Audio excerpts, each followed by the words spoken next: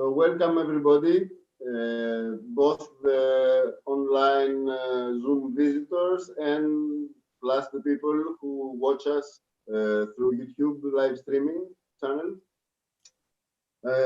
We welcome you to the second day of our festival, organized by the Greek Center of UNIMA, the International Union of Puppetry.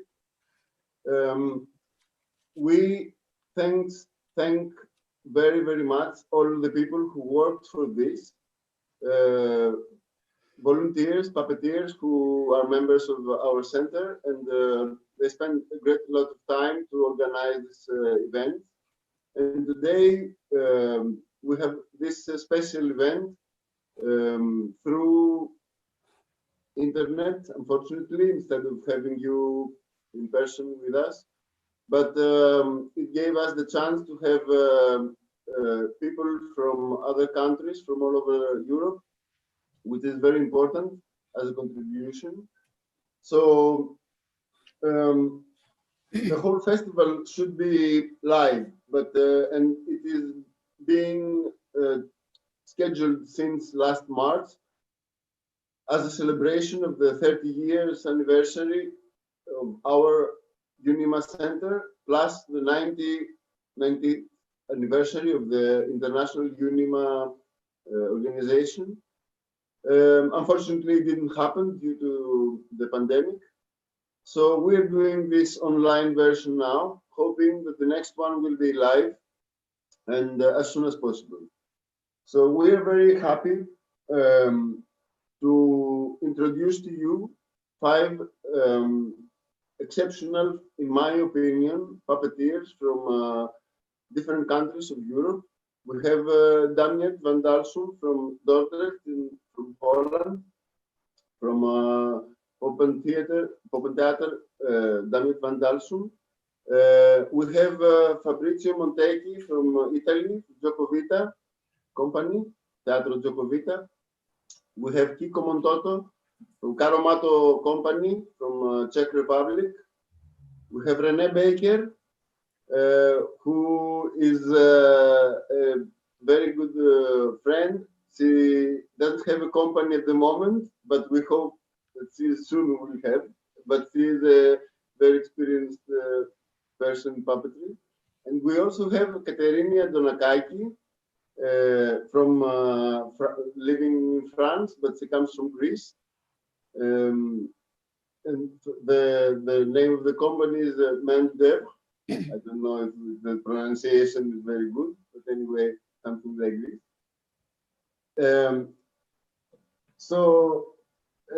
We were planning to have also one more guest, Anna Ivanova from St. Petersburg in Russia, but unfortunately we didn't make it. She had other things to do. So all of them are very experienced puppeteers with history in puppetry from 30 to more than 40 years, some of them.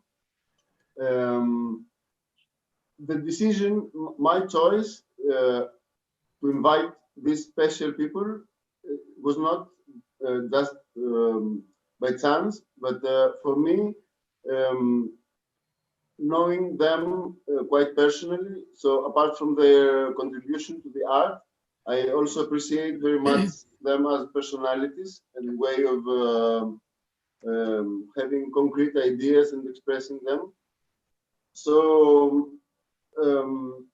for me, they represent quite a variation on aspects of puppetry, both as an experience and as a perspective and way of thinking.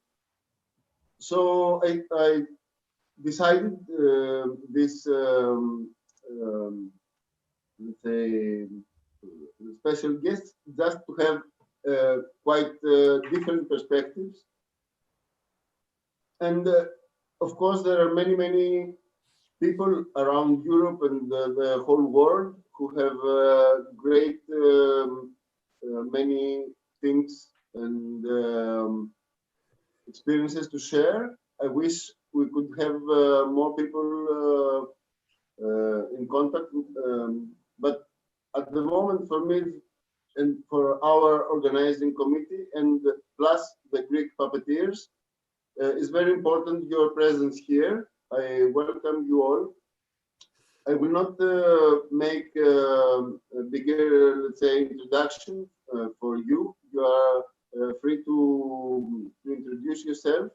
So what we ask you for is, according to the title of the festival,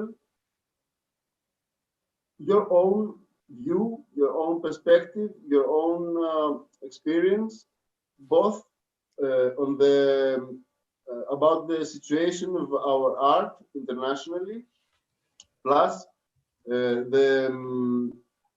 your own challenges and what you believe it is the potential, let's say, for your work, and at the same time for puppetry in general. You're all internationally moving professionals, so you can we can have through you a better view of the world puppetry of today.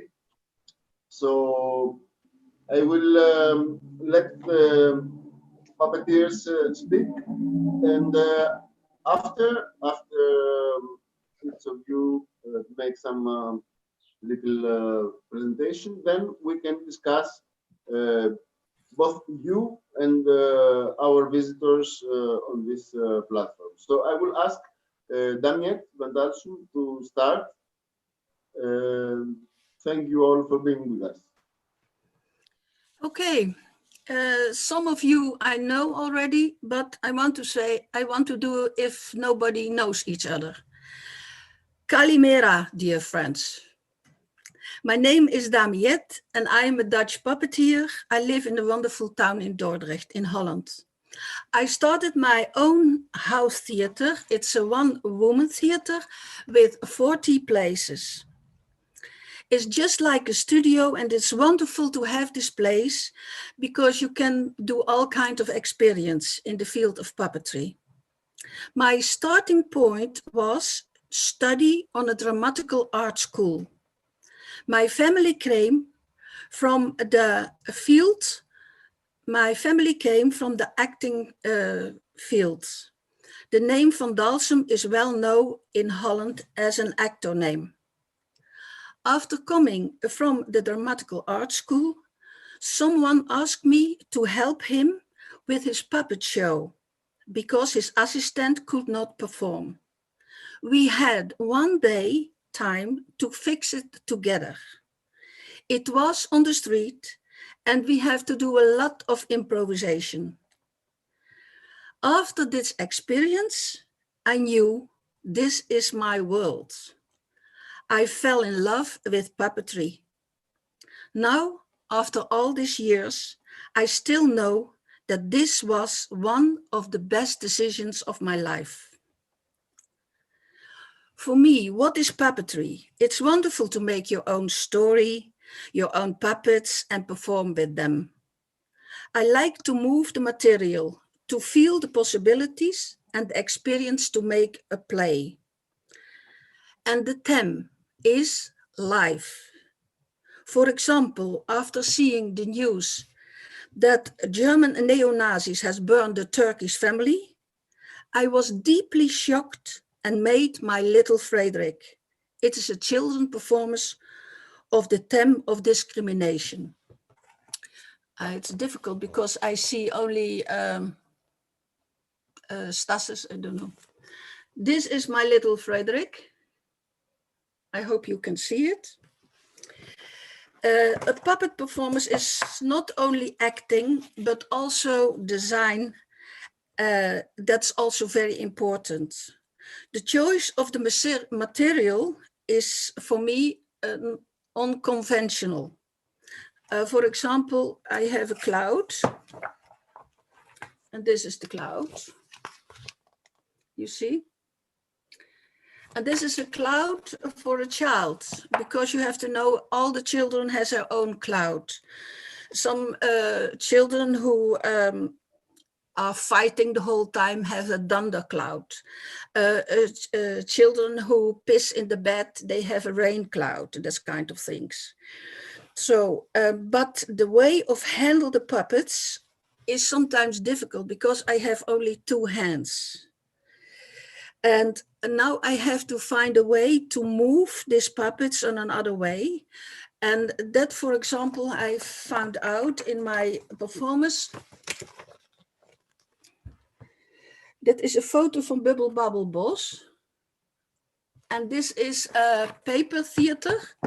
And you move then on all the things are strings. And then you go to the left. And on the side, you make then the movement by the strings. Okay. After some years, some festival director asked me to perform abroad on their festivals. So I saw a lot of beautiful performances and I wanted to invite them to Dordrecht. And so it happens that the festival in Dordrecht starts. I wanted to make from Dordrecht the town as a whole theater, the city as a theater, and it happens 25 years long. It was in living rooms, in gardens, in boats, in a theater, and on the street. For all these spaces, I need specific performances. Also, there was an experimental day where artists showed their shows who were not finished. That was for the discussion. Also, sometimes students from schools and so on. And after the festival, we had, not before, but after, we had a masterclass from different kind of people. For example, do the paiva or to make an animation movie. So, and that we have done a lot. After this 25 years, the changement came, and now I have a small international micro festival, but it has the same intention. The attention is to put, for example, a traditional group, the way who taasis perform, or a contemporary group, the way of theater Hop Senior with Giraffe perform, or an experimental group from Lida Barbarius with her love story. And of course, also sometimes new projects who are not finished, who are not fixed yet. Just like Irene Laulu with her story of Violet. I like all kinds of performances, all kinds of things, but the most important thing is to do it professional. And why festivals? Because it is very important to make this arrangement between puppeteers and that they can see also the performance from each other, that can inspire each other, that kind of things. And also it's of course very important that the audience see the on-no shows and all kinds of performances. What I like, as for example, for plastic art artist, that is, let's say, Paul Klee, with his, this is Paul Klee. Wait, yeah. Oh, not possible, eh? Okay, then so I show a puppet. I have to take it.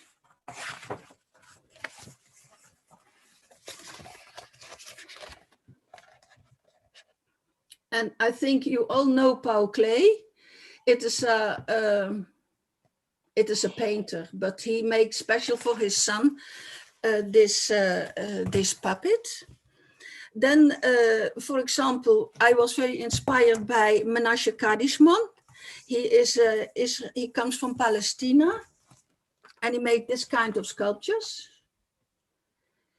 And this sculpture I use for shadows in a performance of me for adults.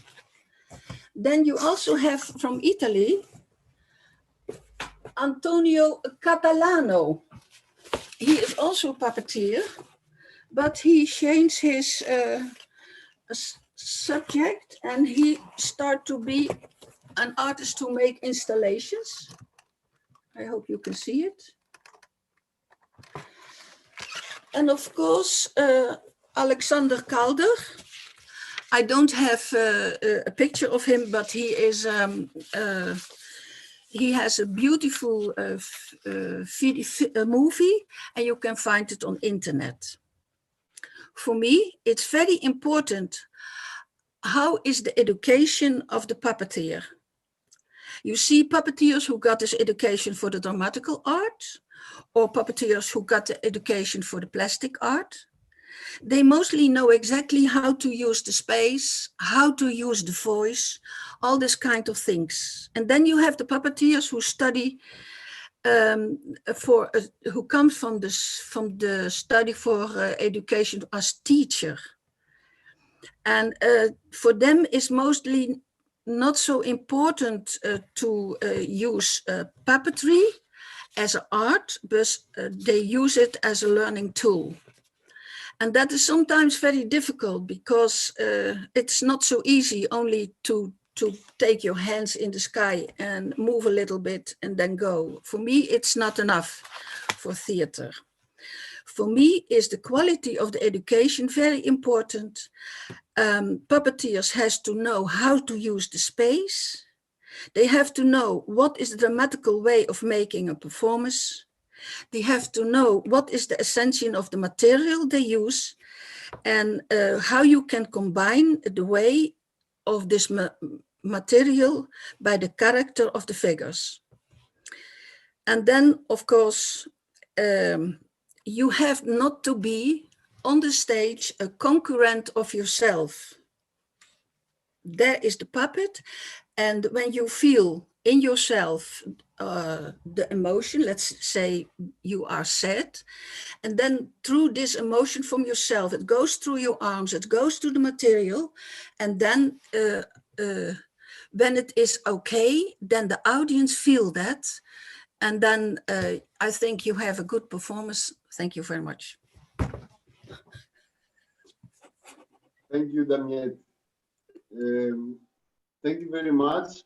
We're going to have more time later to add if you want something or discuss what the others will say. So I will ask now Fabrizio to go on with his own contribution. Fabrizio, it's you now. Welcome. Okay, I am Fabrizio Montecchi. I come from Italy. I work in Italy with the Teatro Gioco Vita company. That is a company that I know that is famous for shadow theater, because all my experience, artistic experience, is in the shadow theater. I start long time ago. I was very, very young, and I with Gioco Vita, in the same time when Gioco Vita started with the shadow theater, and I dedicated all my life only at the shadow theater. I don't know if it's possible, but it's, yeah, for me it was possible. And is also possible because I continue, and I think that I not change now these choose, because when I started, I haven't no idea what was the shadow theater, but I discovered slowly and slowly, and was important that moment because I started the end of the 70s, and in one moment when was possible in Europe do a revolution in shadow theater, so introduce a new idea of shadow theater. So I start to work not with a traditional technique, but immediately with something that was completely new, above all because in Italy there is no tradition, absolutely no tradition of shadow theater. So it was easy to start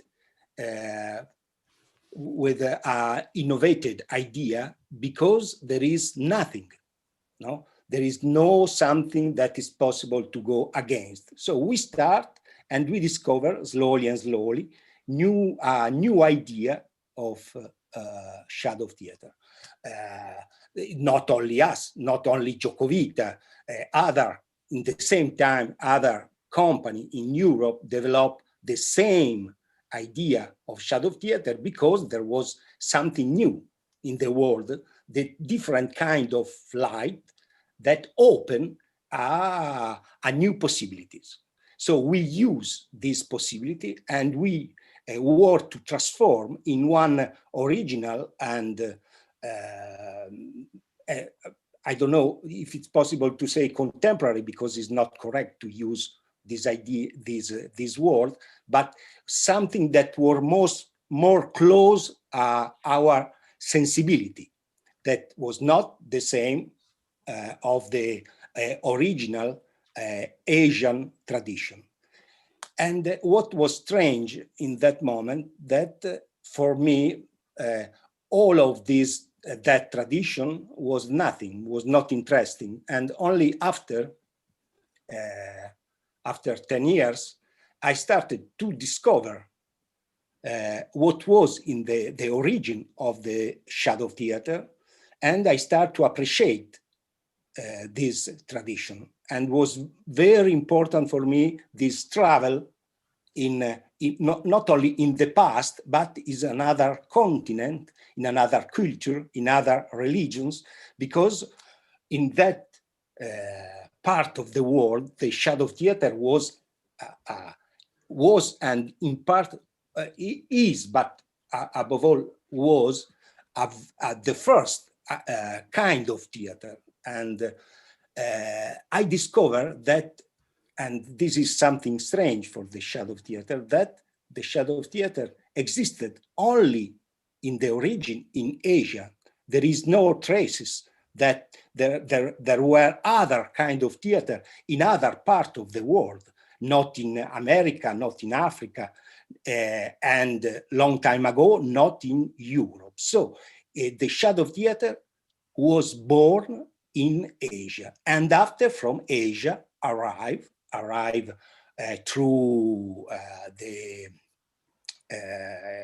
Turkey, through the Greece in Europe, and now we have shadow theater all over the world. So for answer to the question of status, really there is no the best moment of the shadow theater that now, because now there are company artists that work with the shadow theater all over the world.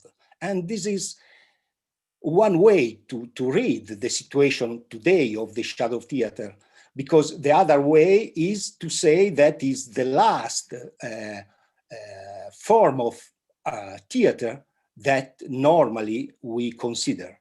No, there are not many companies, not many artists, not many people that studied this kind of art of theater. So I start and I follow a strange way to develop my idea of theater. And when I come back to the origin was a very important moment for me. And now when I see that it's possible to see performance of shadow theater all over the world, I am very happy, because I dedicated a lot of time of my work, of my life, to spread this new idea of shadow theater. But I am convinced that we need, if we want to develop the puppet theater, and not only the shadow theater, we need really to work with the training. We have a lot of problem with to training puppet theater and to training shadow theater. So if I see the situation, I think that it's a good moment for the shadow theater, but in the same time, it's not something that we have for always. Is a very strange moment. It's possible to continue, but in the same time, it's possible that all finish. Because if we not try one way to fix that in one real experience of training, and after of the professionalization of the company that play, this is all of this is very fragile. So it's possible that we come back from 200 years ago, when the shadow theater was played in some part of Europe, but always and only in Asia. I think that one good question for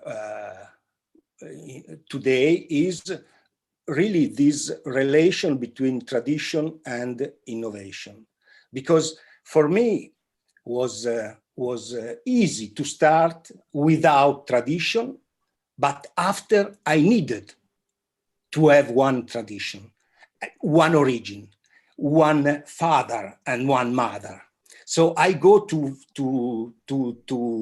try to find them far to my country.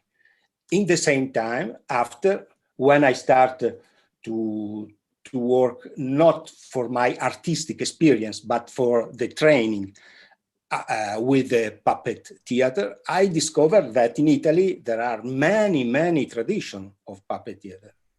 And this is very good because it's very important to have a tradition. In the same time, sometimes the tradition is something that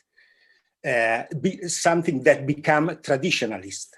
No? And tradition and traditionalist is not exactly the same thing.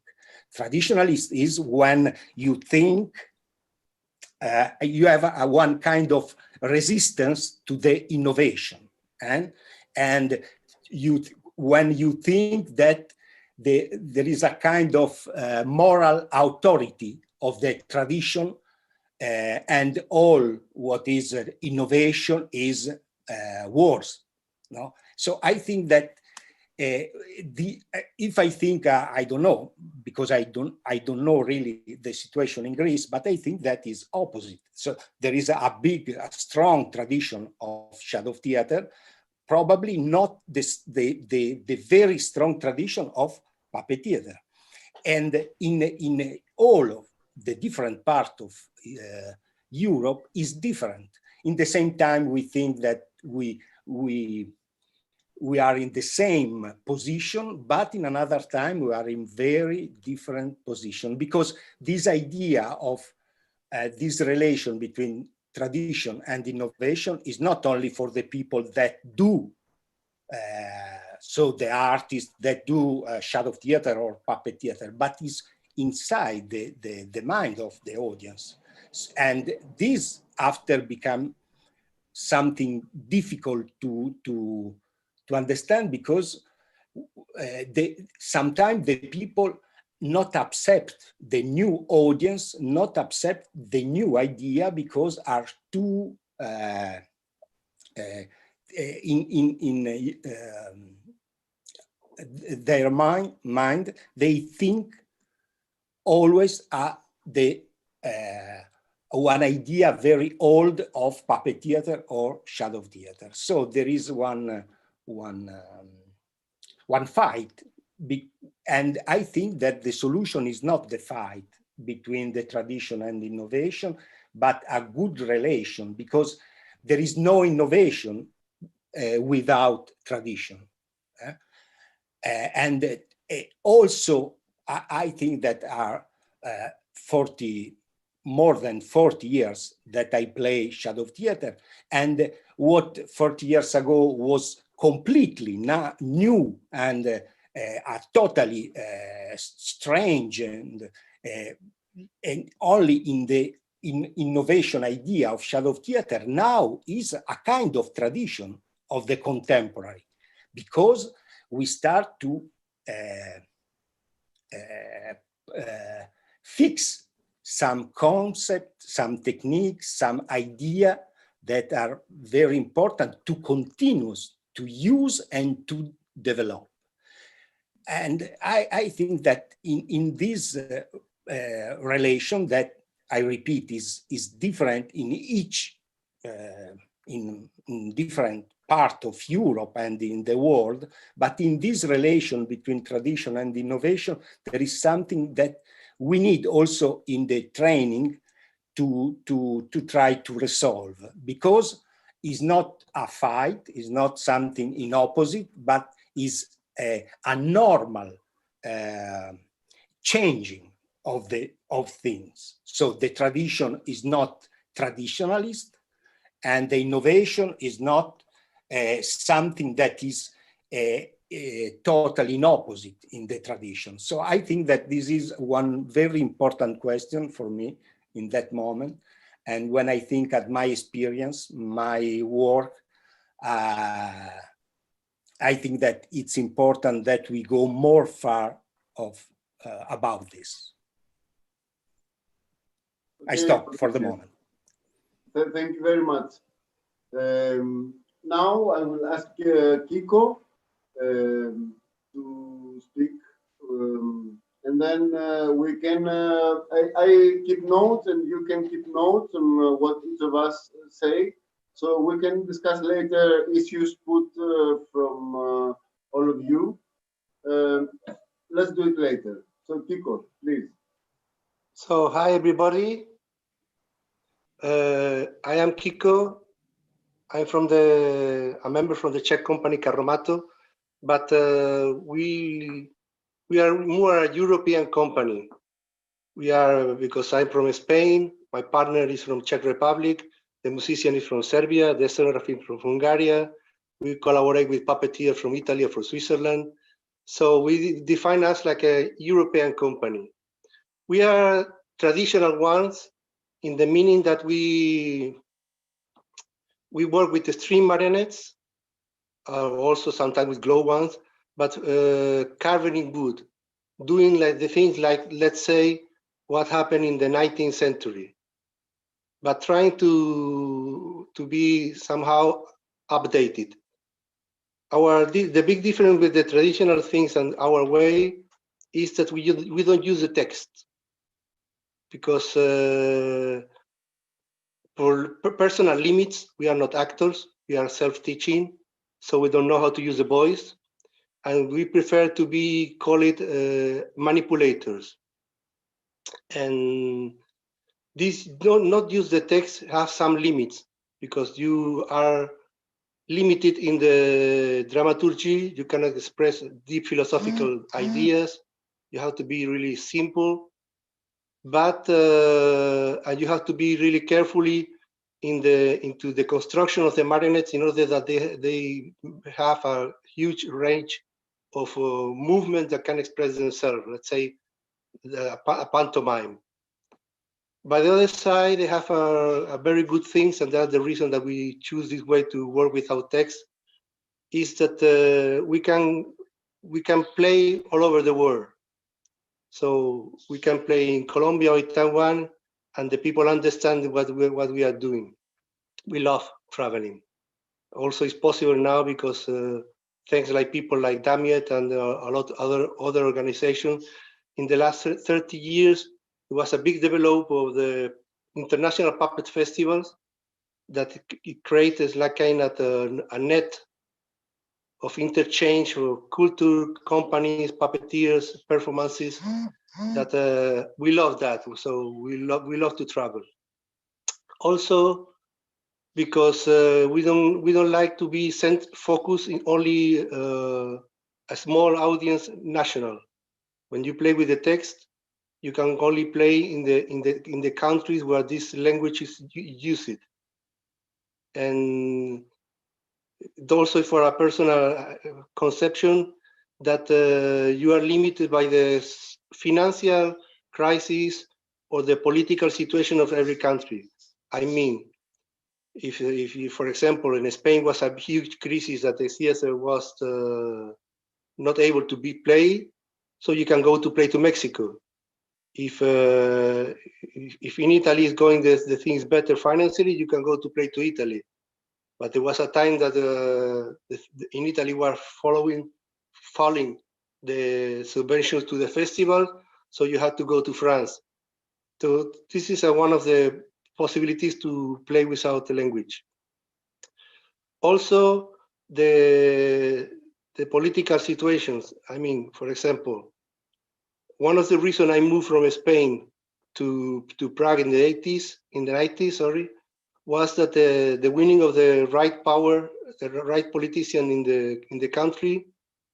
In general, I will not say it's a law, but in general they support more classical concerts, ballet, and they don't support so much alternative culture. So for us, it was difficult to play because they were closing all the small theaters. So we had to move. Someone had to be exiled, and that's something that made me think that you have not to be attached to another, only to one country or to one audience. I would like to say something about the Czech tradition, because everybody speaks about the Czech tradition, but it was something that was in the 19th and the beginning of the 20s. But after that was finished, because when it came in the communists, they changed the way to be, and they forbid the small family companies, and they made the centralization of the theater puppet culture. That was very bad for one side, but the other was very good, because in Czech Republic, also the same like in Poland, in Russia, and all the East countries, they create a net of official buildings, theater, puppetry. They were working 30, 40, 50 people. They were actors, puppeteers, director, production. And also they create the universities, that where people were able to study in a university level and to have the education that some moment ago Fabrizio was telling that it was missing. And here is in the 50s, since the 50s, this education at a university level. So it makes make me think in my own work and evolution of our company that we have to collaborate with not to be so self-teaching like we were in the West, but to collaborate with people who also know the profession better than you. With that I mean that, for example, I like to carve. I love carve the wood, but I know people who carve better than me. So I make them make the puppets. If I need the scenography, I will look for a painter. I will not. I'm not a composer, so I will find a composer for the music. So it makes more multidisciplinary, the puppetry, and that's my opinion. That they make now what is, in my opinion, the contemporary situation or the future of the puppetry, that is more near not to the classical theater productions, but more near to the opera, in the meaning that is a whole conception which include the ballet, pantomime, music, the scenography like an active part of the show, the dramaturgy, but with the plus that the puppet is magic. It's an object who can be transformed and do things that a normally person cannot do. So, in my opinion, in this moment, puppetry is one of the most complete form of theater arts in the world, because for all the reason I said now. The tradition, how you say, Fabrizio, is not had to be traditionalist, but it's difficult to update it. So what we found is that we have to change the rhythm for to make understand the new audience that are more used to television and the last year the internet things. They need quick things. it's difficult to play intimate or slow or poetic performances, even if you are not, only if you have, a small audience, or you are a genius, that in my case, I'm not. But we found a way to use it, increasing the speed of the performances and using the humor. So we do performances that the people, when they go out from the theater, they go with a smile in the face and with the feeling that they see something that has the smell of antique, but they have a good time. Let's say that by the moment, that's my opinion. We can go focus in another tema more later. I would like to thanks to Damian for the well comments to give me 25 years ago to her house. To Fabricio, that when I was in Madrid, in the beginning of my career, I saw the Corpo Sottile, and for me was a shock in the heart. And to Stasi for the good time we have in Prague. So we continue. Thanks. Okay, Kiko, thank you very much. So let's go now to René, who has another different background. So René, we listen to you now. Thank you. So hello, my name's Rini, or René. Many names I have. When I was asked to join this and come and talk about contemporary trends in puppet theatre, I thought, oh no, I don't consider myself contemporary at all.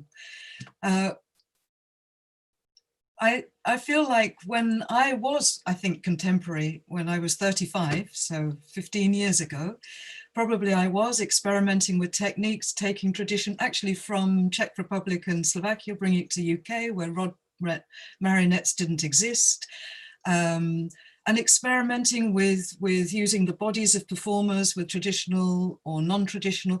That might have been a bit contemporary then. It's not anymore. As Fabrizio says, what becomes experimental eventually becomes established. Possibly I might have been contemporary 10 years ago, training, because I specialize now in training puppeteers.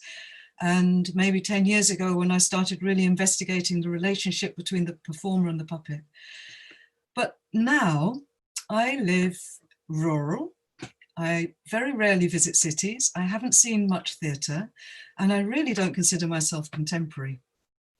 However, when I was thinking about, well, what shall I talk about then? I thought, actually, I think I am super contemporary since COVID. Because I have had to start, instead of traveling around Europe giving workshops, I have had to turn my training into online. And instead of doing the traditional downloadable, sort of traditional online courses, so you've got downloadable videos and exercises, and you just buy it and that's it, you do it.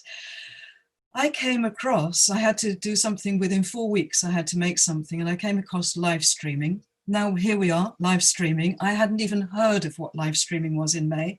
I'd never done a Zoom, I'd never done a live stream, I didn't know what it was. But I managed to put together a course, I managed to teach myself, I did a course in it.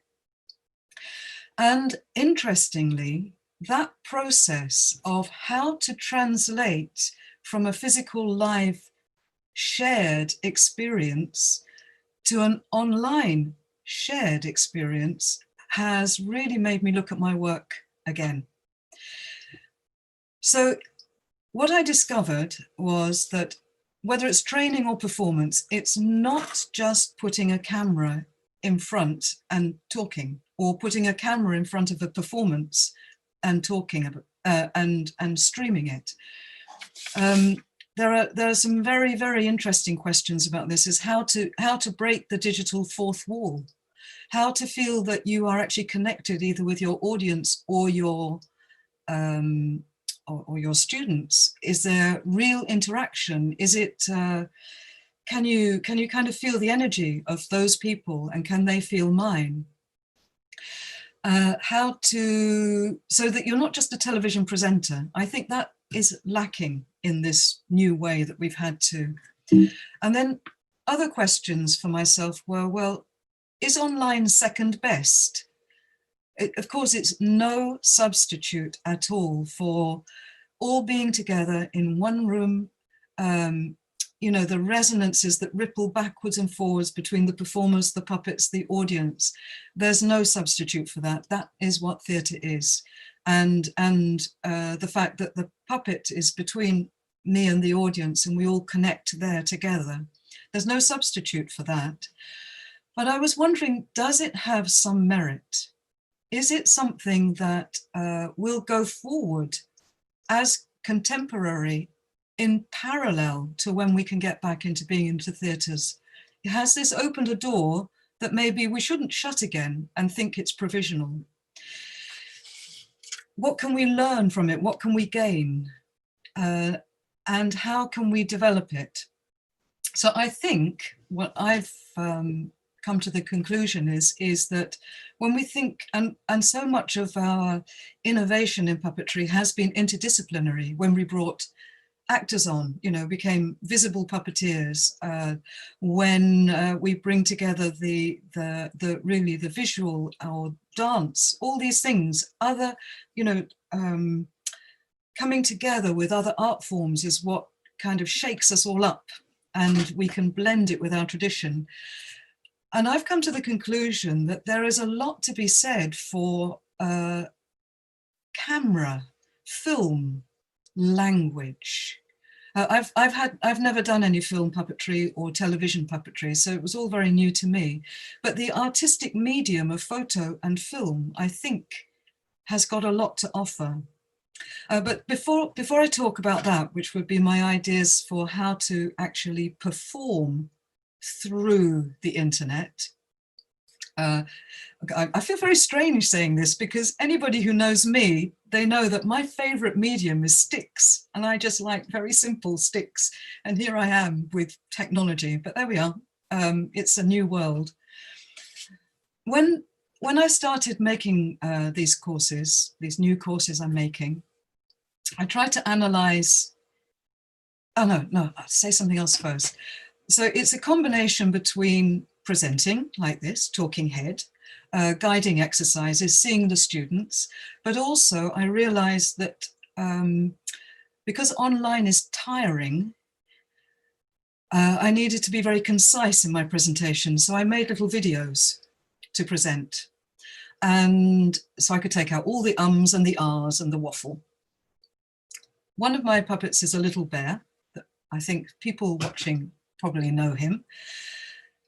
And because I could come in close, I suddenly noticed actually that my hands were very, very visible. And so I went to my suitcase and I dug out a pair of black gloves that I haven't worn since 1993. Not since I became a visible puppeteer performing with the whole body and in relation to the body. And I put on these old black gloves and I did a very, very traditional bit of puppetry, which was, but for the camera, very close up. And the hands were there, they were in shadow, just like when I started. I was either a puppeteer who was blacked out or definitely distant, you know, here's the puppet and I'm nowhere here. And I fell in love with that again. I fell in love with the fact that the little bear was independent. I didn't have to make sense of what is the relationship between the human and the puppet, which is what I've been teaching for the last 10 years. And also what it made me realize is you have to be super precise.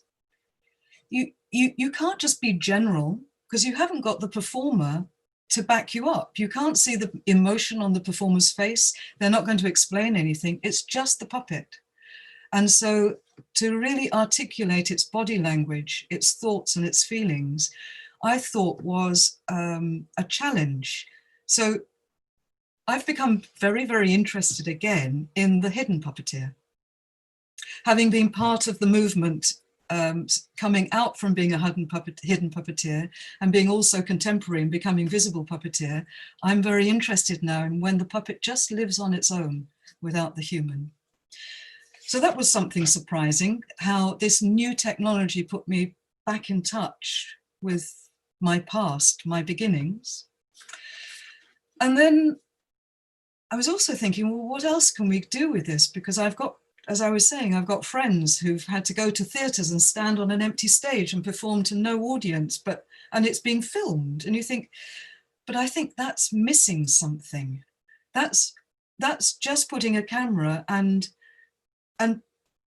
you don't have the shared experience. What can we supplement with it? What can we add to that to make being digital worthwhile? And I came to think that it could be very, very interesting, actually. And I'm now converting my shed to see if I could have invite companies maybe to do an online version of their shows.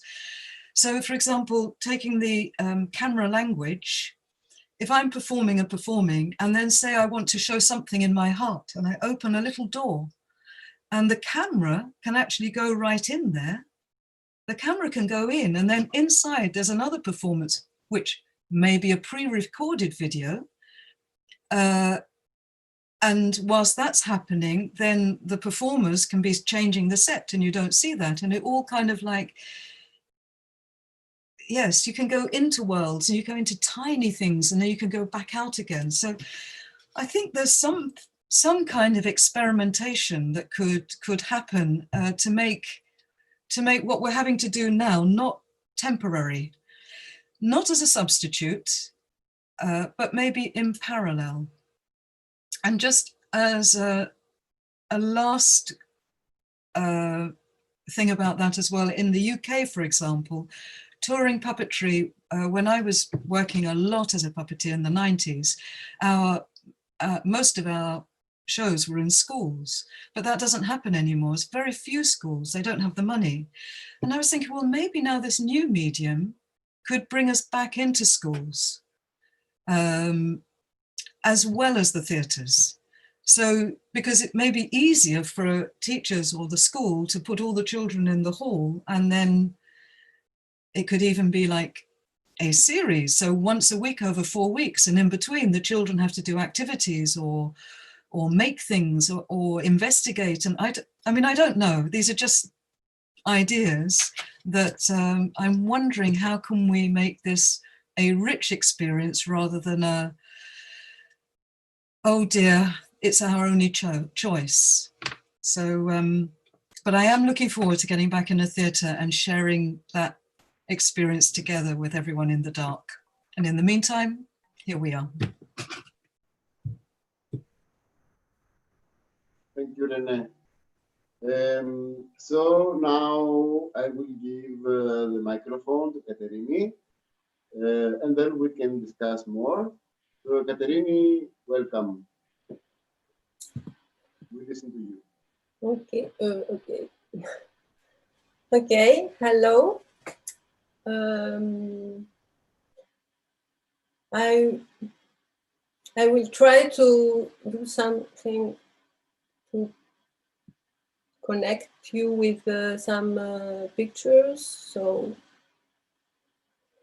is this possible? Yes. Okay.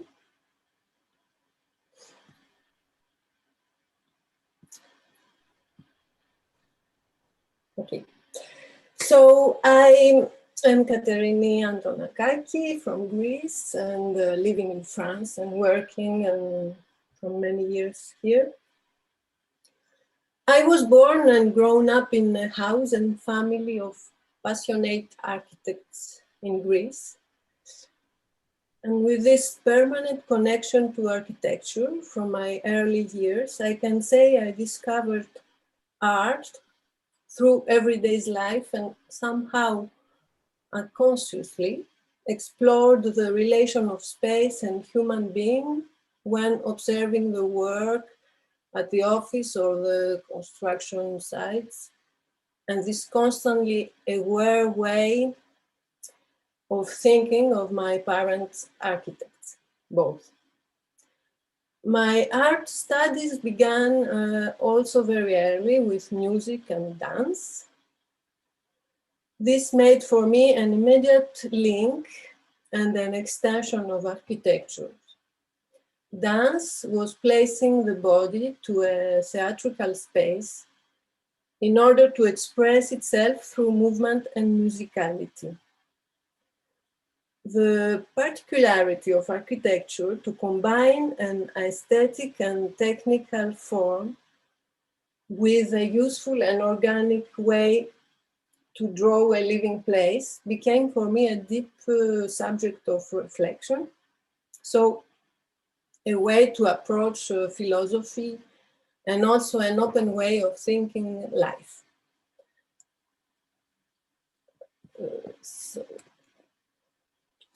The way architects have to somehow stimulate everyday's life of, for example, a room to find out the best articulation of the space, gave me this first glance to some theatrical questions about scenography and also actors' relation with objects and materials.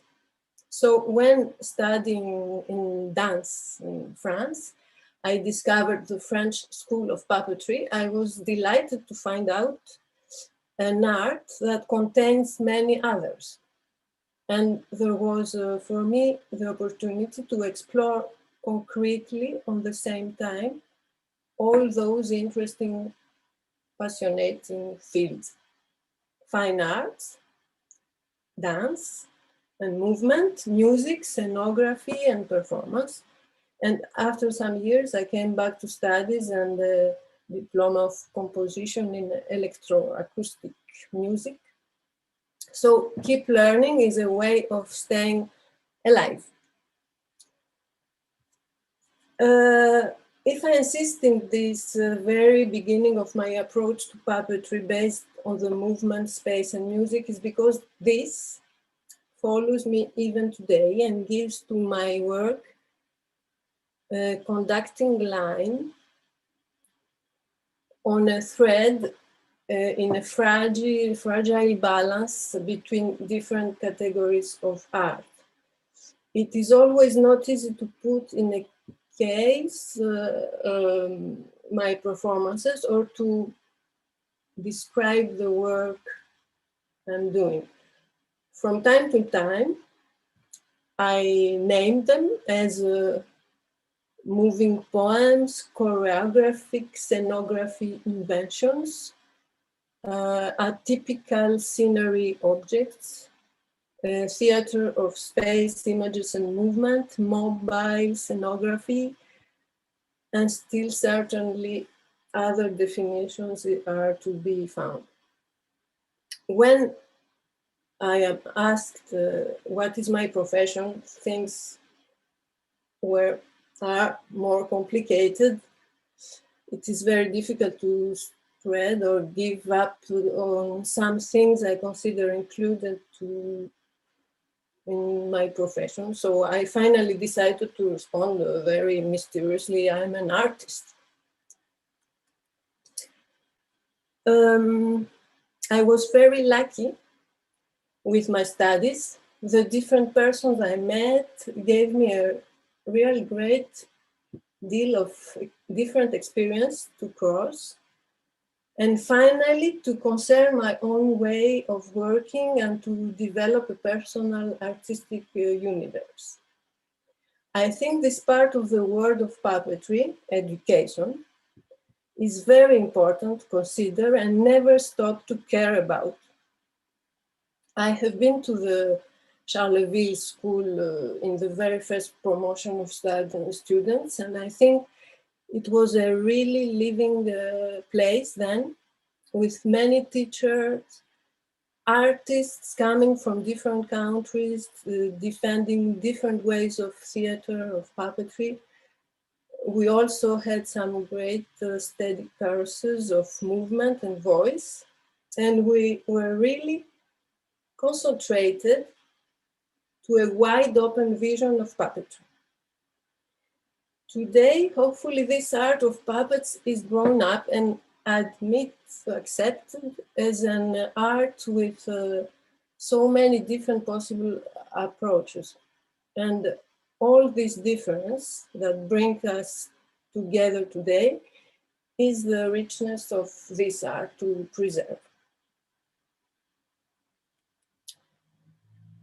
Even if I am not very often working with figurative forms and figures, I always defended, and I defend, the particular theatrical presence of the puppeteer. This other way to be on a stage, always conscious of what is to be put forward for the audience and what is to be in a second or third or plan of lecture. This humble position of the manipulator, knowing how to put him on the background to let the puppet or the object or the material take life, is almost a philosophical point of view of our place on the stage, or may I say, on the world. The dramaturgy in puppet theater is extremely complex and can be constructed as a machine, linking, unfolding, activating or not different parts of the play. Many words nowadays of puppetry invite dance, visual arts, music performances, theater, and many other living arts. And this is since many years now. This is very rich and shows that there is an unlimited way of constructing and creating performances.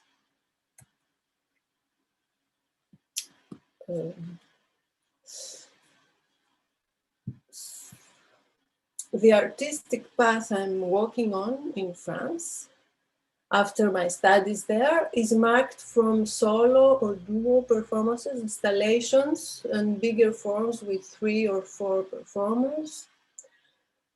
And almost every year there is a new performance and an installation to be shown. There are different collaborations with musicians, writers, actors, video and light artists, and actually a production tool, a company, supported by the Ministry of Culture here and other institutions around the north of France. It is very difficult to speak about the way of working and creating, of course. For me, at the beginning, there is an idea, a theme, or a text, or a sensation, or an object, or just a desire of collaboration, or a dream, or something. Then things just take their place, little by little, and some evidence become oppressing, and then the performance has to be done. And sing. The last year and even before, I almost always invite the house in my shows. Architecture is still there, and all the questions of the habitat and the place we live, the point of view of the everyday life through our home, is finally the basement of my research. Our performances can in a way be considered as a visual theater regarding to the important place of the scenography and the visual care of the pictures, chapters of our plays. The open dialogue with the subject without an one-way message to deliver invites the spectator to invent his own story, collecting his own sensations from his intimate mythology. With this approach, it's very interesting to observe the effect of the play when performing in different countries for different ages or cultures.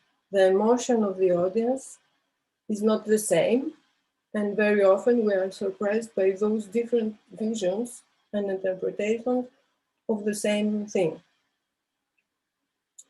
The acting is, of course, permeable to all those variations, but the structure of the choreography keeps the performance into the rails. It is like a living picture offered to the contemplation of different publics, considering each spectator as a unique guest to share a collective event.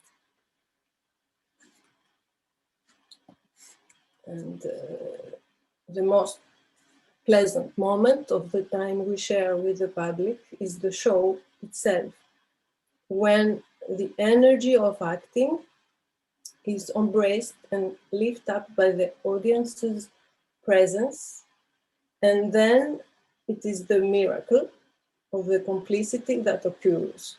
We all know there is a play and we accept to play the play and follow the play.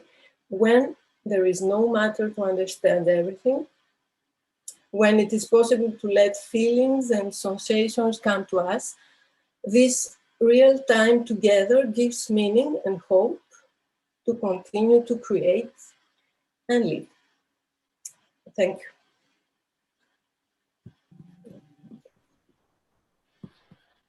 We thank you, Ekaterini. So thank you, all of you.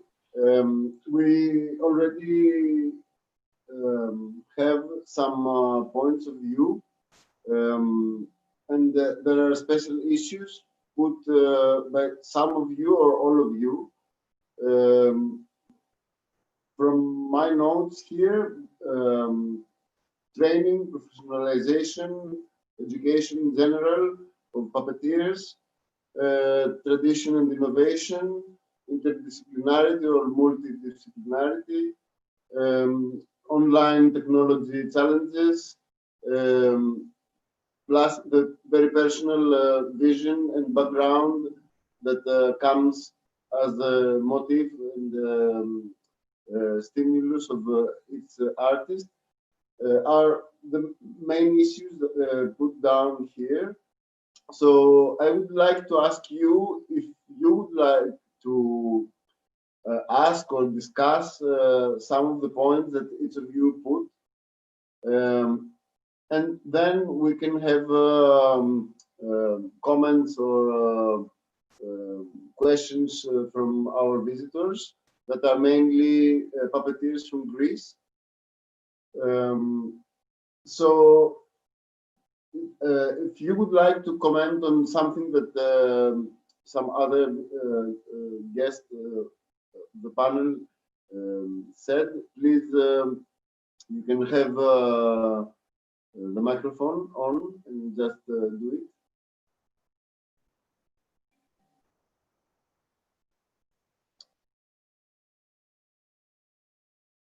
Damiette, turn on your microphone. Yes, no, I only think it's rather difficult to have now on this moment questions, because yeah, it has to come down or something like that. It is so different, everybody. It's very good how you have done this, and everybody has a completely different view, in my opinion.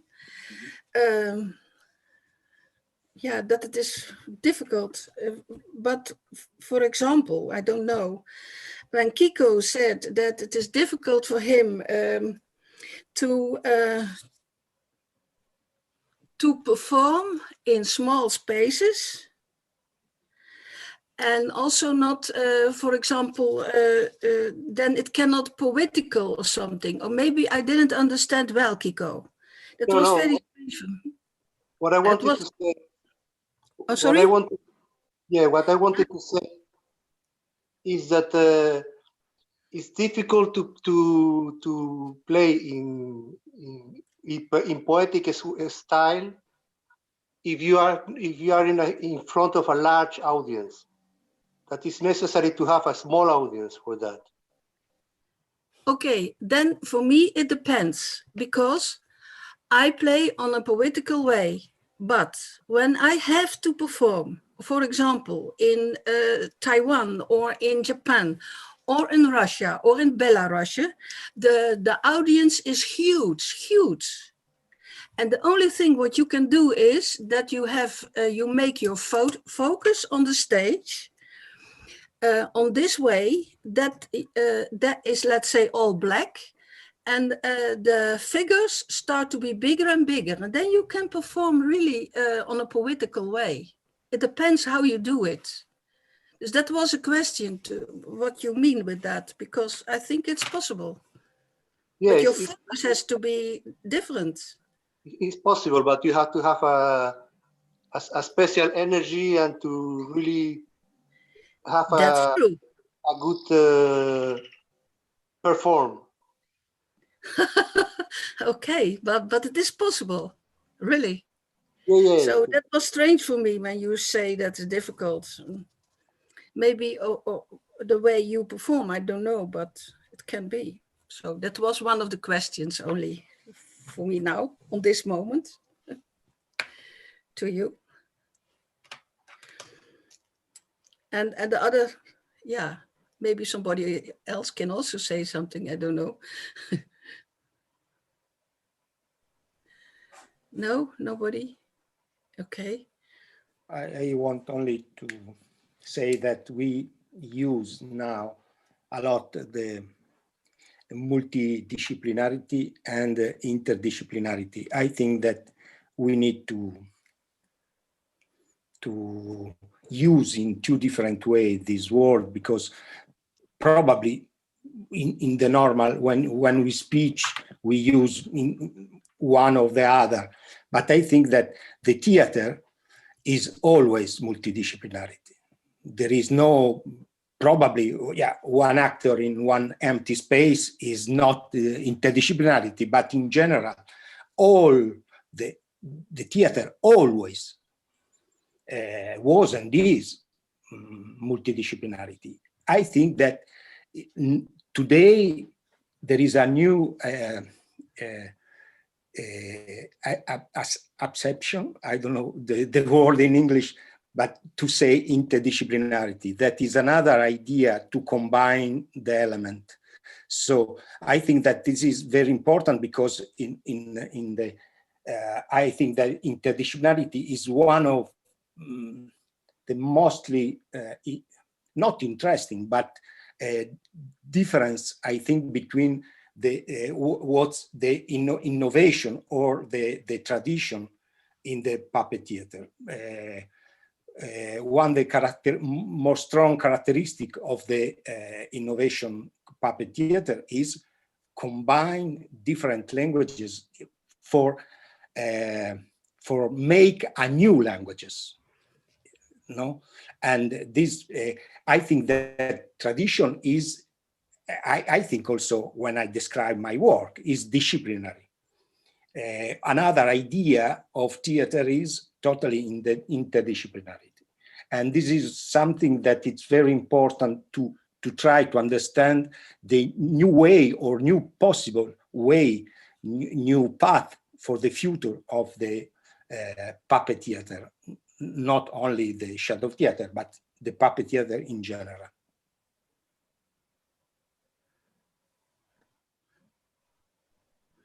Let me ask you if somebody of you would like to make a comment on the international situation of puppetry,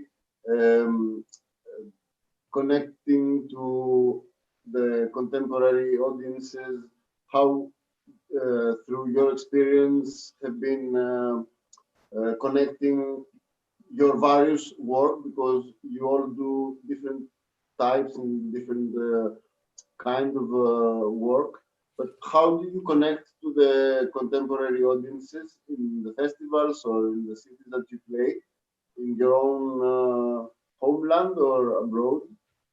If you have observed some phenomena that seem to be statistically present or something interesting happening, or what is the challenge towards the contemporary audience?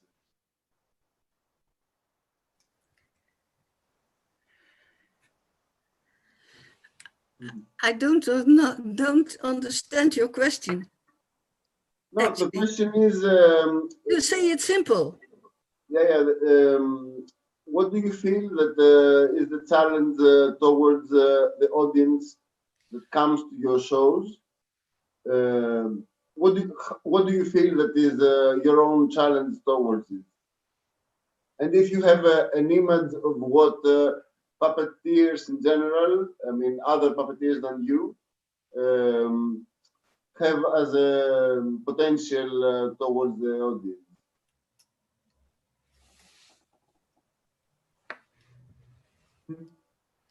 I'm afraid I can't say because I haven't been performing for a long time. But I do know that the people who are getting more and more different people coming and asking for courses, and they definitely, there's been a big increase in actors who work in big theatres, really big theatres. When I started, puppetry was kind of, we were our own world and we weren't so involved in the big theatre world of main stage acting. And I have a feeling now that the actors are feeling the pressure that they need to have puppetry as another tool in their toolkit. Yes. And it's a tricky area, that, because they don't all have the puppeteer's sensibility or love for it. So I think audiences are getting mixed experiences. Some, if they do actually employ puppeteers, or if they do employ actors that have a sensitivity, then they will get the puppetry experience. But very often they just see puppets being moved by actors because of this. It's become so fashionable on the big stages. Every big stage has got to have a puppet now. And I think part of that has led to the lack of precision when I say about traditional puppetry and actually making sure the puppet really is alive. You can really communicate in its own way. They're relying an awful lot on actors. So I think that audiences can think they've seen interesting puppetry, but they haven't necessarily had that magical experience.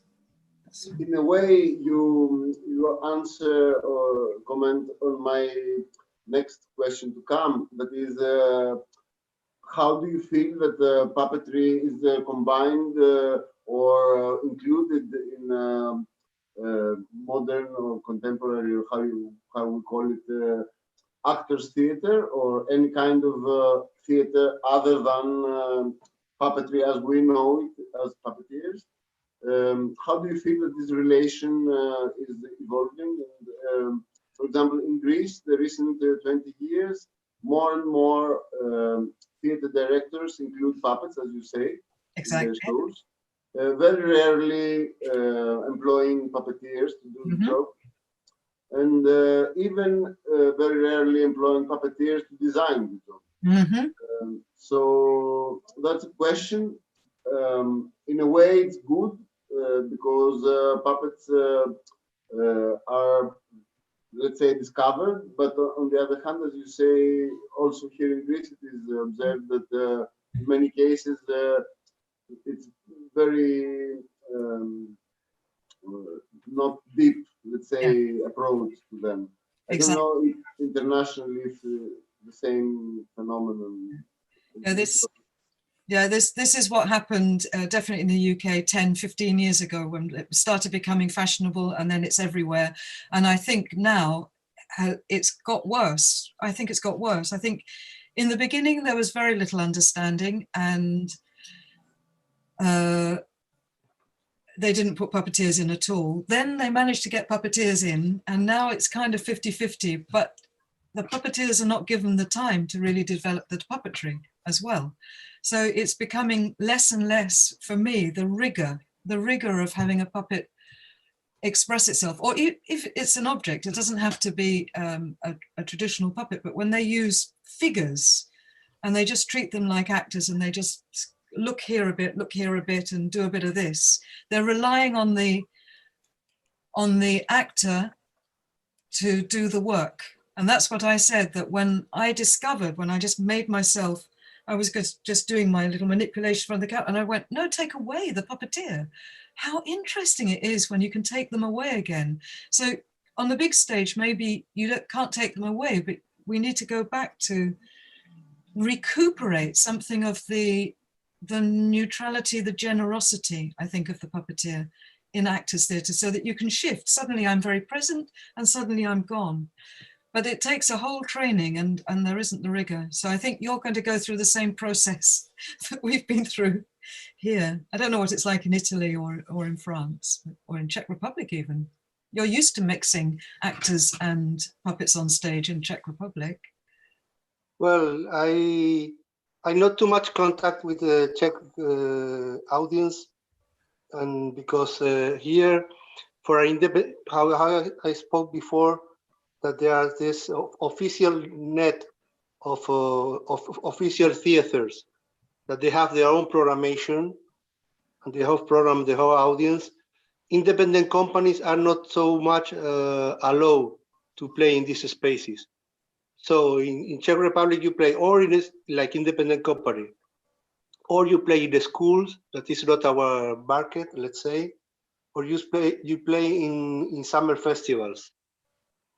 And it's I didn't see this tendency that you're speaking about of actors using puppetry.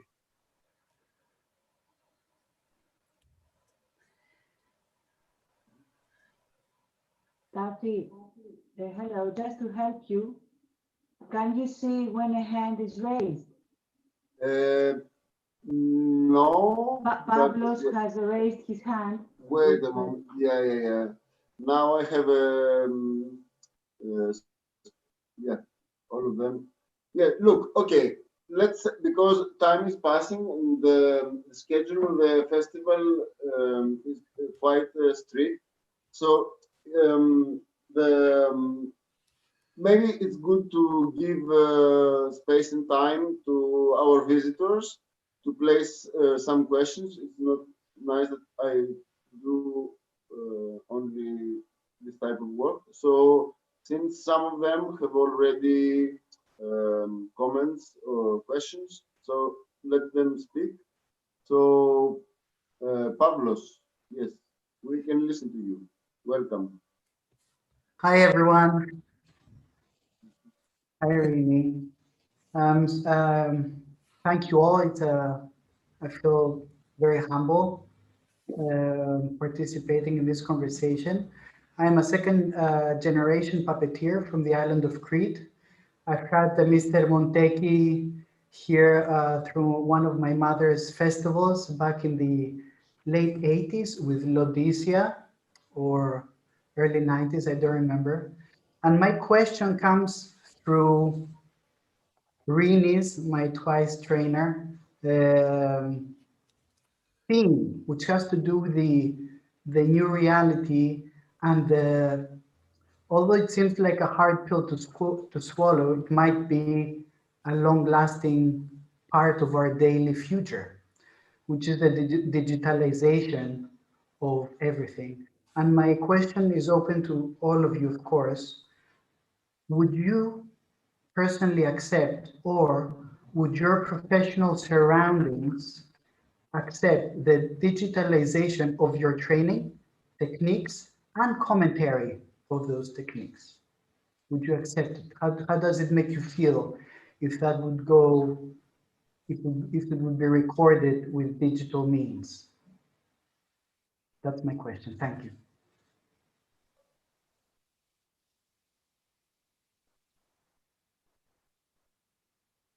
Well, so I don't know if I quite heard correctly. Was that, would you accept the digitalization of your training? Was it the training technique? Yes, your training, techniques concerning your type of puppetry on their own, as what type of puppetry you do, how you go about it, making it work for you. So that kind of detail. And also, I didn't want to call it your knowledge about it. I didn't mean that you have to sit there and just talk about everything you know about puppetry or rod puppets or glove puppets or shadow puppets, but your commentary on it. So your bites of wisdom. How much would some of you would accept something like that to happen? or does it feel uncomfortable putting knowledge into digital? Because here you're talking with somebody, and many of us following this festival we are between worlds, you see. And so for some of us, it's the only way about it, you know? So. I don't want to be the only one talking, but I am happy because I do train. Yes. I have been training online. So Please. it was something that got me as well. I was thinking, well, in a way, actually, I'm quite looking forward to doing it because I'd like to maybe leave puppetry training eventually. Well, I have to eventually. Yes. And I was thinking of writing books, but I think actually maybe some kind of visual books, making use of this new medium would be better. So it could be the equivalent of YouTube videos. But I don't think all of it can be put down there, because what you need is and what I'm trying to investigate is how you can have those bits that can stand on their own, but there are other things that you need to do as an interaction. It's a tactile, and it's I don't think you can learn it from reading a book. You can't learn it from being told how to do it. And that's the trick about when training is I can't say, do this, do this, do this, and then you're going to go and do it, because that's not how I teach in a live workshop.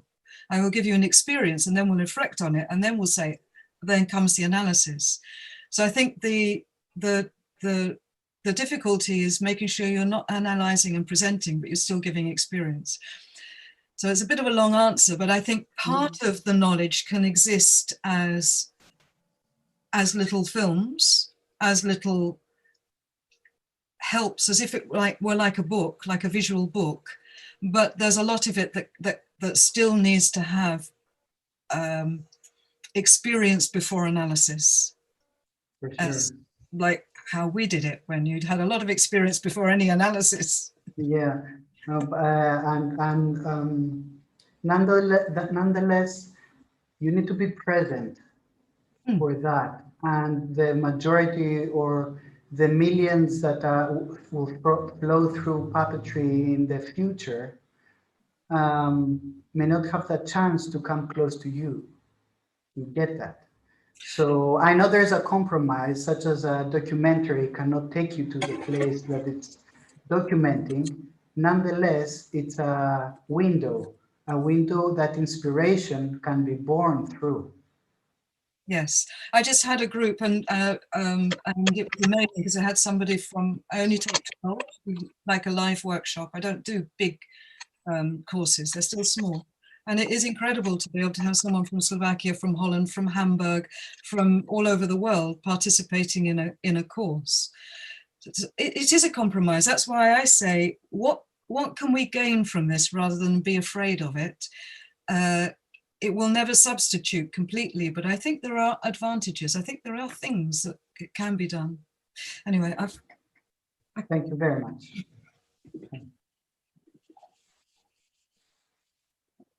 We in Italy, we have not a school, a long courses of puppet theater, and we fall down in the lockdown in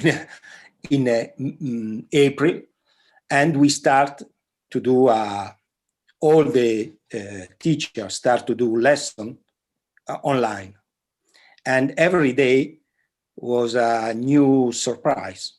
Beautiful, beautiful, beautiful, beautiful, beautiful. But when the 15th of June, we start again in presence, was a party. A party was a big party, was the theater. In that moment, we discover again for the first time what is the theater. So I think that we have a lot of, I think that it's possible to develop this possibility, but exactly in parallel, because what we do real is in presence, in not only, but also in the way that there is a quality of relation that is difficult to have online.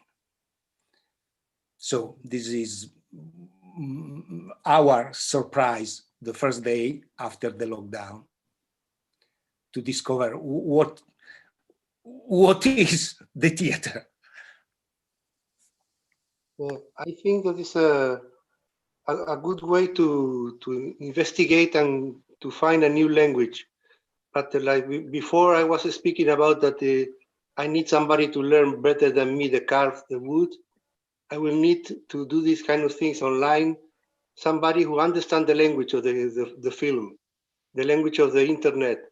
I will need somebody who is a professional of that, and I will need to learn from him or her how to do these things.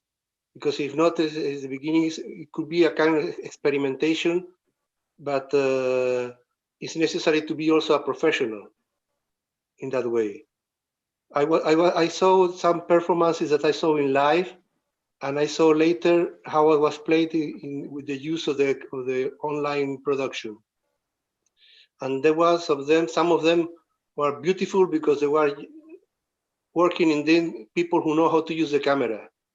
Some of them were awful because they just put the camera on a stative, and it was ugly. So I think that we have to consider, if we want to go inside the online presentations, we have to open our space to professionals of the image. Yeah. Thank you very much. I deeply appreciate your presence here. Thank you very much.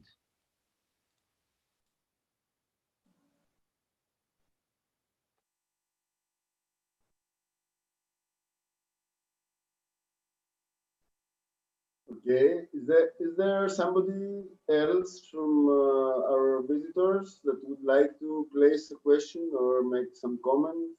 We have Francisco Brito. Hello, Francisco. Did you just arrive? We don't listen to you. Turn on your microphone. Okay, okay. Sorry, because I was very late, but it's very nice to see Kiko and Rene. Thank you for doing these things to open the way to communication as being online, but it's a line on. So this is very important to be line on. The technology is support us for this moment. I mean, for this moment that we have no communicator, we have no computer. So at least we communicate as be in this way, but it's a way to communication, and it's a big present, at least to have that. You can imagine we have not, I can see you for a long time. So I see Kiko, I see Rene. This is make me happy. And so this is a thank you for the technology. As be it's a cold way, but it's a way. So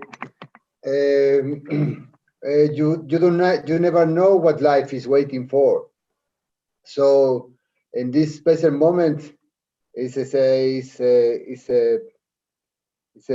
grateful to have this kind of festivals. That is very. I saw in the morning the link Stasis, and I was very emotional because I never see so many people together in one windows. And made me very happy. Thank you very much for the opportunity to express my feelings. So you going on. I will be here until the end now. Thank you, Sasi. Okay, fine. Are there any ideas from the rest of the puppeteers that are listening to us and enjoying the discussion about what is meant by our festival, and we could maybe ask our guests on what we mean about present trends or contemporary theater or whatever we call it. And we as an organizing committee had yes, René.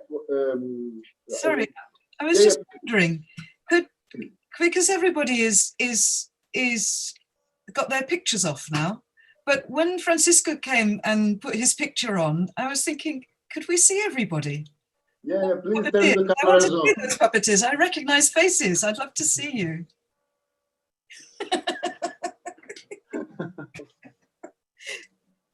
Thank you. That's it. You know most of them, I think, René. And also Damiette and the people. Kiko, I don't know if you have met many colleagues here. Caterini also, I don't know. I never seen before Fabrizio, René, or Catherine. Yeah, all of you have been in Greece sometime. So one of the questions that I had sent you in the invitation was if possible to give some comment, make some comment on your impression from your presence in Greece or your experience here. I don't know if this is possible, but all of the people who have joined in here are professional puppeteers, so they can also ask you something more than I have sent you as ideas. So please, dear fellows, do speak.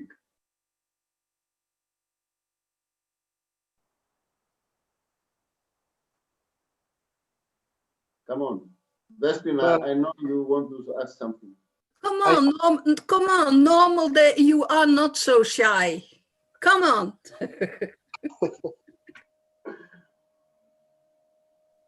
Yeah, okay. First of all, I'm so happy to see you. Really, Damiette and René and everybody. It's yes, okay. Yeah. Nice. We like the conversation was going on. We here with my colleagues, with our company. We were just wondering if you think that these two parallel ways of working could really go on like parallel, or that the one, and I mean the new way, the new one would really, let's say, harm somehow in a range of time the natural one, let's say. Could it be just a possibility that we get used to this new way in a time, and then it would not be a parallel anymore? It's a fear. It's a fear, yeah. Maybe it's a fear we have, like puppeteers. I don't think so, because nothing will ever substitute coming together. You know, theatre is coming together. I don't think it will substitute. I think it can add open a new door. Like this now, here we all are. We haven't all caught a flight and all together. So, but it doesn't substitute that if we are ever together. So I don't think so. Well, I can't say, I don't think so. I think it will be a parallel. And if it can be investigated, I think it can, as Fabrizio was saying, that there were things that were just being discovered through this new world that then later can be brought back into the real world, for me.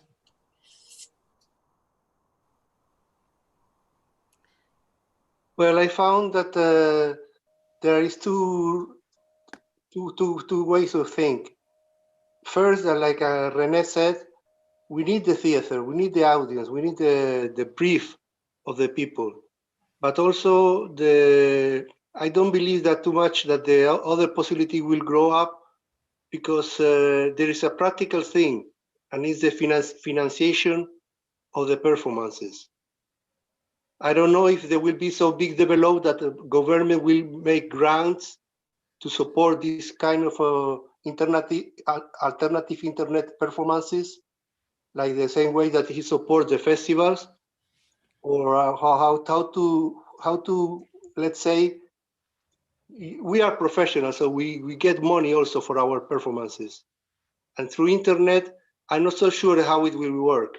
I hear about experience that people get income to get a code to have the access to see the performance, but in modern times that Netflix stay to 12 euros a month, I'm not so sure if people, I mean audience, will invest their money into see theater through internet.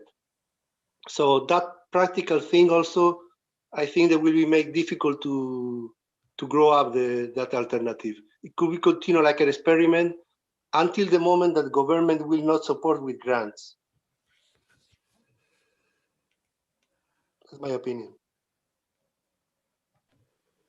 Yes, there are two completely different kind of work, because as Fabrizio said, it is you also need a good cameraman. The view of the performance you see through the cameraman. That is the problem. So when you see all these performances now on internet, I hope that the theater performances are real in the theater.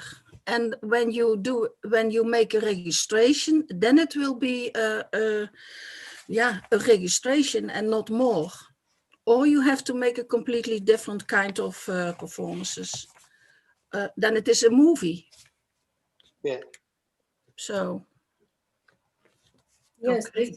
I think also that it's two different ways of to consider the play or the object of the theater, but it is not a bad good thing. It's maybe only different. So it's possible to develop another kind of expression, but it will not be theater. It will be another thing, and because, as you all say, theater is theater, and when it's obvious when I do many videos to see how is going the show, to have an eye or another eye, or I am using video in shows, and it's a very different very different material. This visual screen, everything is flat, or I don't know, and if, as Daniel said, there is a movie then, or can be another way of art, but for the it would never substitute or change the theater and this that we know as theater.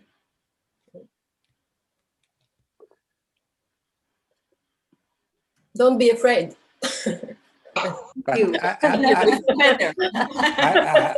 I think that the idea of the theater in television is not new, because I remember when I was young, was normal.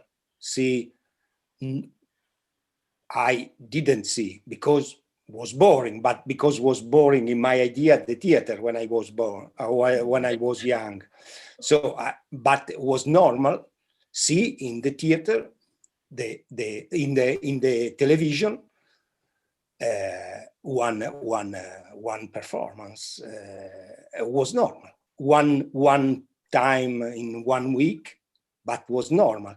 And if this was not developed, because it's something that is not function, no? Because it's not one invention of this day in lockdown. It's something that arrived from far. So it's something that not function. I think that there is one future. It's possible. If I want to see at home the new performance of Caramato, it's a good chance to stay at home and to buy one ticket, and you see. You not need to go to Prague or in another country or in New York to see a new production of a dance company. You have the possibility, if you want to see, you know that you see one dance performance in television, but it's a chance. But I think what we've got to really be careful of is that it is to create a new medium, not just film a performance. This is the problem. That's where it's lacking. If you just film the performance or film the theatre that they did when you were young, it's not. We have to learn to use a different language. So, for example, puppeteers, friends of mine here, they were asked, and they made 3 very short films. I think they're only about 5 minutes long, of a little mouse in its house, and it comes out into the kitchen, and they filmed in the kitchen, and it stole things from the kitchen, and then it went down behind the washing machine, and it was in. So it was filmed. It was a lockdown project. But the project wasn't the film. The project was to, because they filmed it in the studio that I'm trying to create now. They filmed those little pieces, but what they did is that then they had interaction with the audience.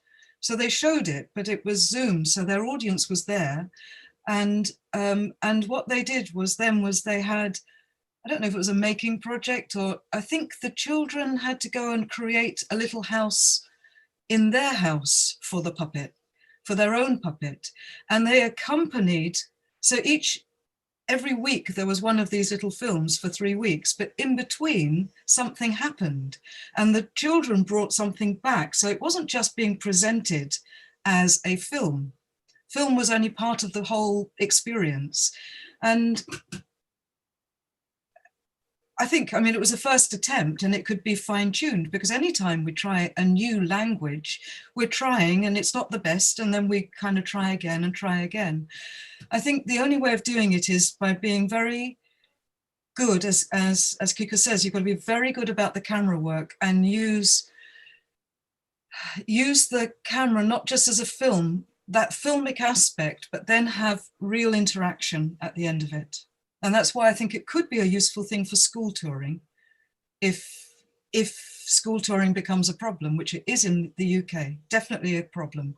But I'm very certain that schools would be open to that kind of a project.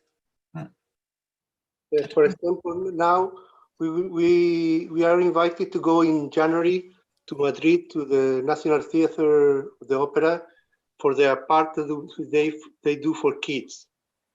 And we were supposed to play 16 times for the families on the weekends and during the week for the kids and from the schools. Now it's not possible to play for a school. Schools are not moving. So they offer us that we go 2 days before the real performance. There will be 5 cameras recording all the show. And after, during the week, they will, let's see, project in the schools in live. At the same time, we are playing with for the families. They will play for the kids in the school. But there is a production of the National Theatre, so they have 5 cameras. They have all the possibilities to make the network. They have all the internet work to make able that the schools can be joined every class, and it's not something that you stay on the net, but it's just on the direct line. So if you have this technology, it could be possible, and it's a way to substitute the the problem that the school have that they cannot go to the theater. So I tell that because it's just a spirit that we will do next month. Vaso?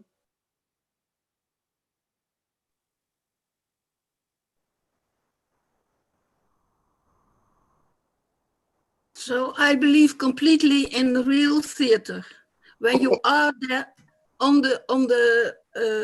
in a space together, and all the other things are completely different. It's okay that it will be, but it's something else. I think it's. We can discuss it and we can say, yes, it is a movie for 5 minutes, and you can try to get the audience, that's nice, but it's different. So that is for everybody clear, I hope. Yeah. Theater is theater. Sorry? Theater is theater. Yeah, theater is theater. And this also, it's very funny, because when we should sit all together in one space, in one theater, and we have contact really together, it's completely different. Now I have to talk a little bit to a message to one of the friends who are here also, and I have to write something. Nice to see you. Yes, nice to see you. But it's only far away, and you don't have the feeling. And that's also with theater. It is only, it is a way, because otherwise we have nothing. But it's a pity. Okay. Vaso had raised her hand. Vaso, please.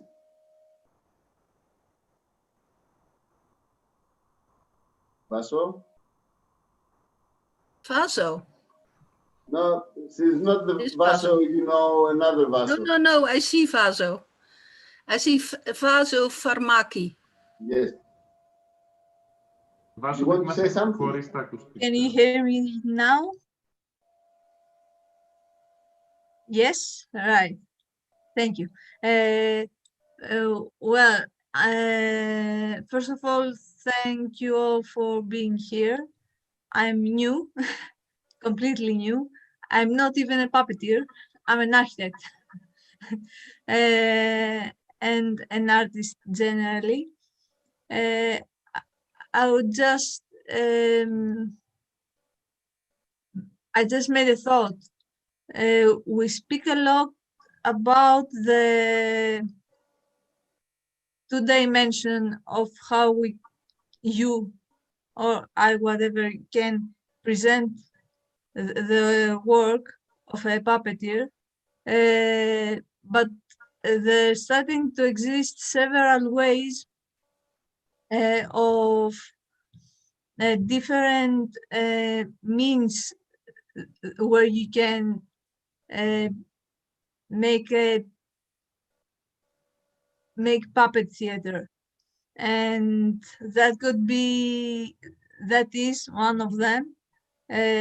Not only the mechanical one, is the programming one with code, where actually the puppet exists, the strings might exist, or they exist with another kind of way, but the one that has made the sculpture and the scenario and so on might be there or in a distance.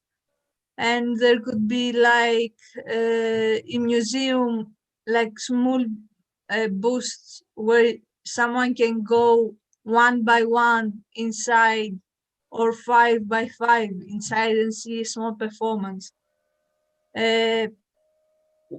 What thoughts have you about something like that, that is more non-traditional, but it needs the traditional means and the completely new kind of means to exist, so that someone can see a performance? Yes, there is in France, there is already an experience like that. It's Sylvie Bayon of Chez Vert. She made a project with a virtual puppet. So, as you said, is many people, a great team of scientists and people that doing computers and program and all this, they work with her to this project. So there was a puppet, real puppet, and on it was three-dimensional animation film with all material moving as it has to be and all this. It was a very, very long and difficult work. I think she's not really satisfied because the technical difficulties are very strong, but it is already, you can see something like that. And, it was very interesting in a way to explore all this because this puppet was really manipulated, and on it was all his clothes and expression are moving all with a projection. So it was interesting. Manuela? Very small performances are are amazing. You know, you can create these very tiny ones for one-to-one. I've seen some fantastic ones in festivals, and it's another way, yes, of having, you know, in these times when we can't gather a lot of people together, you can have performances that are in the street. One I loved that I saw was a man, and he was pregnant, and you could have a look inside his belly, and he was manipulating inside the pregnant belly. And, you know, it was for one person at a time. Wonderful. Yes. If we've got to respond to today's circumstances, let's do it.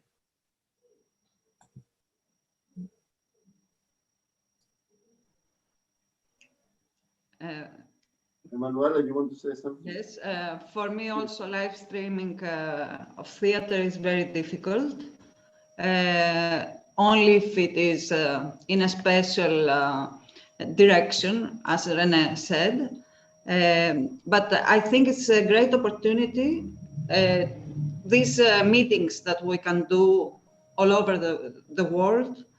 And that is something that coronavirus changed for us. You can do big workshops that you can be all over the world. You can do meetings that you can see puppeteers from all over the world. And I would like to thank you because for us, I think that we live in Greece and we are a bit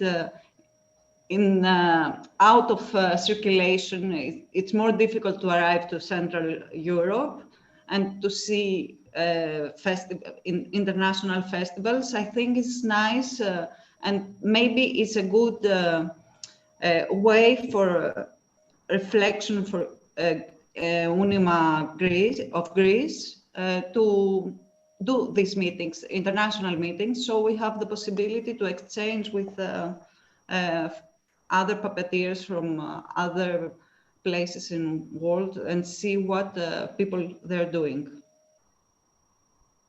Thank you.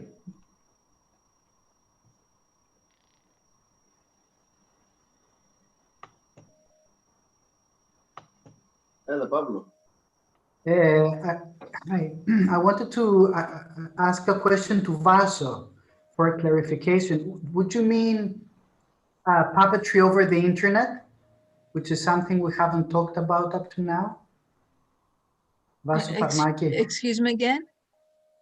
Are you talking about puppetry over the internet, which is something we have not talked about yet? Actually, I was talking about puppetry not through the internet, so that we go outside the 2D, 2-dimension, because the internet gives us a screen. That Over the internet. I mean, you have a puppet at your house, and maybe I've sent you the puppets or a small show in a box, and I connect to that box through the internet, and I run the show at your house. Puppetry over the internet. That could be also, yeah, but I was more like that the puppet is here and you're here as well. Okay. Okay then. But there is not less interaction, less people, and the puppet show is more like again, let's say, I remember myself when I was very as a child in a museum, and we were 5, 6 kids, no more, and we went inside a black thing, and there existed a puppet show. Sometimes the puppeteers were there, sometimes it was programming somehow. Okay. As Katerini said. So in this case, the puppeteer can be not there, it can be, how do you say? So are you talking about automation? Present. Okay. It can't be present. He has done all the work, and the puppet show is a kind of museum, kind of exhibition thing. Automation. Yeah. So okay. Less people can go and see it, so there can be an interaction, but it's not in such a big scale. Thank you very much for the clarification. Thank you. Maria Elena, you want to say something? Hello, I just want to make a short comment. I'm listening to you and I have this big question in my mind. Is it temporary or contemporary? And I just want to, put this question. I don't have an answer, but it's really big in my mind. Well, let's hope it's temporary. Okay, look, it's already 9:15, and we have a next event that is a projection of the second part of a documentary about Greek puppetry at 9:30. So we should be closing slowly. So I would like to thank you very, very, very much. It was really a pleasure to accept the invitation and have you with us, share your experience and perspectives. I don't know if there is something last from you that you would like to say. From our part, we are really thankful, and as some people said just before, let's hope to organize such meetings, at least at this with this medium, because it can be really for me. It's obviously it's not theater, projecting theater through internet, but discussion like this is possible, and I was really pleased to see you and have you at least for such a short time. I'm sorry. It could be longer, but next time. So that, I'm sorry, Stathis, can I add something? Just the thing. Yes, it's please. Not only that we miss theater. There are those small people that they miss theater also. Like there's we need to think about them. It's not only us. So can you play? He was actually making his performance for you with Damiet's aquariums and the objects, and he was all this time making a performance for you, and now he's signed. Thank you so much. I'm so happy that I see you here. And we could only see that performance because we happen to be over the internet.